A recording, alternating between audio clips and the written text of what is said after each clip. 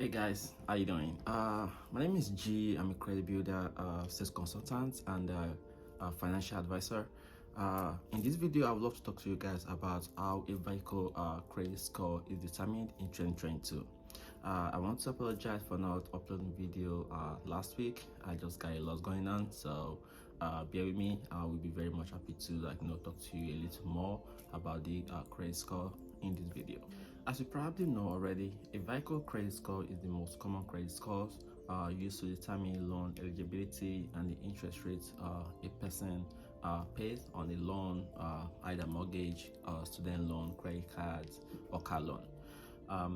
A credit score is a person's financial story packed into 3-digit number, which indicates a person's credit risk.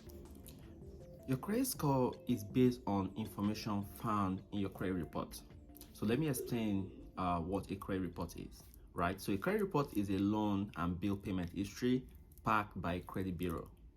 A financial institution and any other potential creditors use credit reports to determine the likelihood of debt payment. Credit score companies use statistics to determine the risk associated with lending. They do not use data such as maybe sex, age, race, or religion to determine your credit scores or your interest rates or anything like that. Vehicle Corporation and other credit scoring companies always update their formulas all the time. We try and put a copy of the formula that they are using currently. I'll put the link below this video, and I'll try and put the formula right on the screen so that way you can see. I mean, it's complicated. I will try to break it down as easy as possible for you guys. So like I explained, the formula that Vico used to generate credit scores is very complicated. So I decided to break a little point down for you guys so that way you don't have to do all the mathematics to get your credit scores. But if you follow these little steps, you can definitely figure out an idea of how your credit score is going to be going up or down, how your credit history is looking at, even if you don't have a copy with it. So first one is going to be your payment history. Second one is going to be amount owed relative to limit. Third one is going to be length of credit history, and the next one is going to be frequency of new credit, and the last but not the least is type of credit used. So this is how each of them actually affect your credit. Payment history accounts for roughly 35% of your credit scores. Amount owed relative to limits accounts for roughly 30%. Length of credit history accounts for about 15%. Frequency of new credits accounts for roughly 10%, and types of credit used accounts for about 10%. So let's quickly break each category down so that way I can explain to you how each of them actually works. So let's start with the payment history. Take into account any bills that you pay late, like including how many are late, how late they are, how recent the most recent delinquency was, and the total amount owed. This is where people can sometimes find themselves in trouble with credit.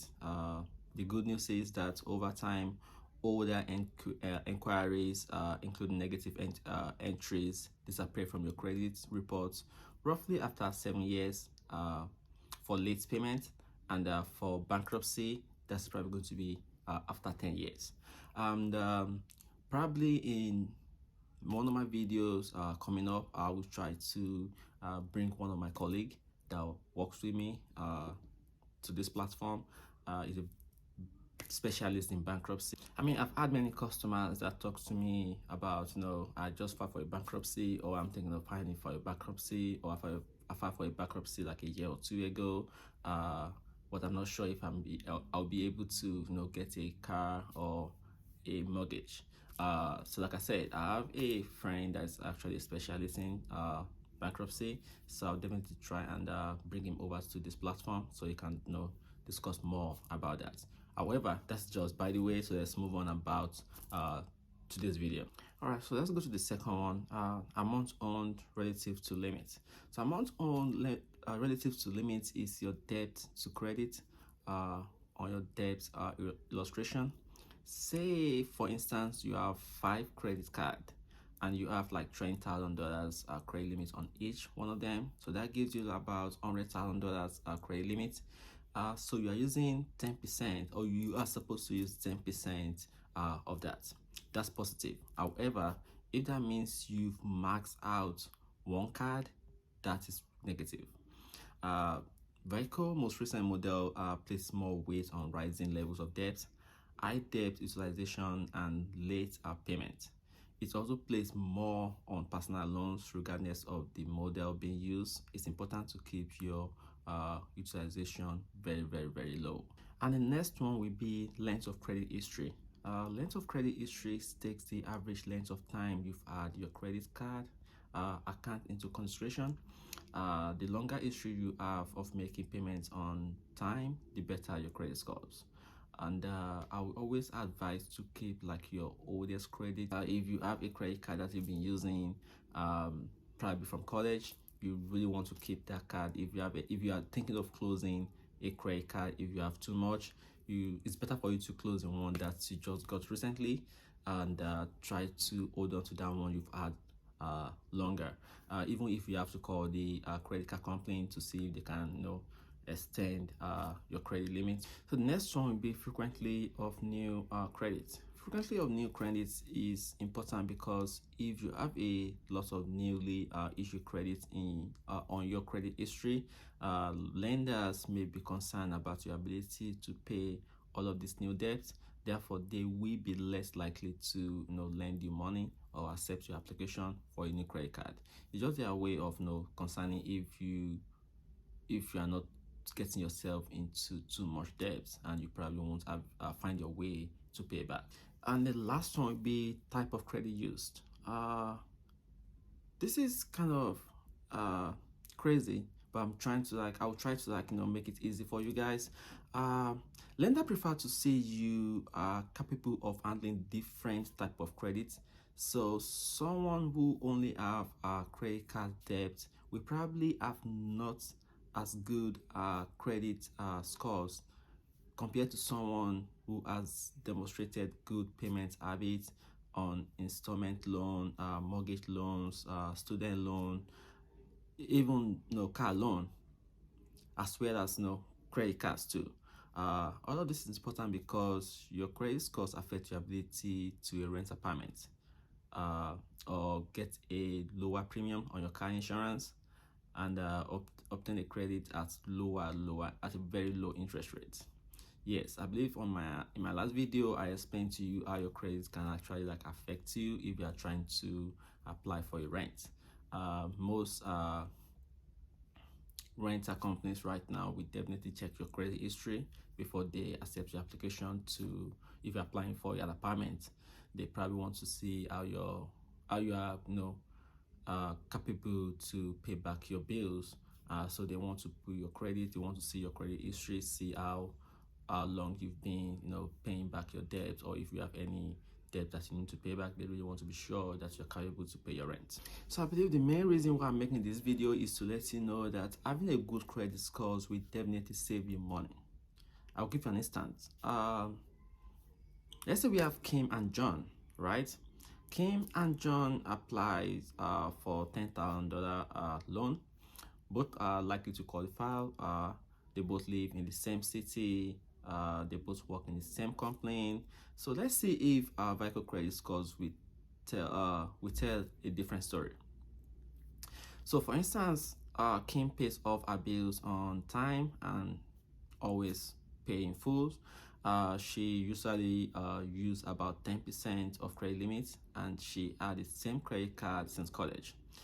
John, on the other hand, frequently forget to pay his bills on time. She used over 50% of his credit limits, and when he maxed out for credit cards, he opened for a new credit. So who do you think will have a higher credit scores, and as a result be more likely to obtain a loan with a better interest rate? Definitely Kim, right? Because her credit score is closer to 800, while John's credit score is closer to 600. So probably Kim got a 5% simple interest rate on a $10,000 loan, while John received 8% over the course of the year. Kim would pay like $500 in interest, while John will pay $800 in interest. That's $300 more than Kim. uh John would have saved that $300, use that money for something else. You never know, $300 may come in handy. I'm from Nigeria, so I know that's a lot of money. So your credit scores does, definitely like save you money in the long run. So let's recap to maintain a good credit scores, which is what this video is all about. Pay all your bills on time, and I'll advise, if possible, you can pay your bills once and for all. You don't want to keep splitting it or keep making payment plan for it, because the longer you extend the payment, the higher the interest rate is going to be. You want to avoid opening new credit card account or installment loans. You want to actually keep your old credit. You want to keep that credit limit going. Keep your debt to credit ratio low. I'm sure you already explained that. Don't cancel your oldest credit card, as link of credit history is important. And remember, monitoring your credit report is very, very important. By law, the three credit bureau, which is TransUnion, Equifax, and Experience, must provide you with a free credit report every year. I already explained this in my last video. You can go to www.annualcreditreport.com. You can apply for your credit report on the website. They can send it to you. I would advise you to request for the three credit bureaus, so that way you can actually go through each one of them, because the credit scores and the credit history for each one of them is always different. It doesn't have to be the same. There's nothing wrong with that. It is what it is.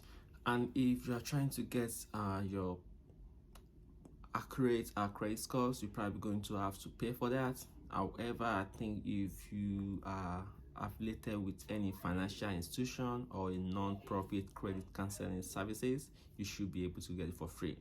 All right, guys, I believe now you understand a little more about how credit score is determined. And like I said, my name is G. If you want to follow me on my other social media, I will put my link under this video. You can follow me on IG, TikTok, and on Facebook. And I hope I'll see you guys in the next one.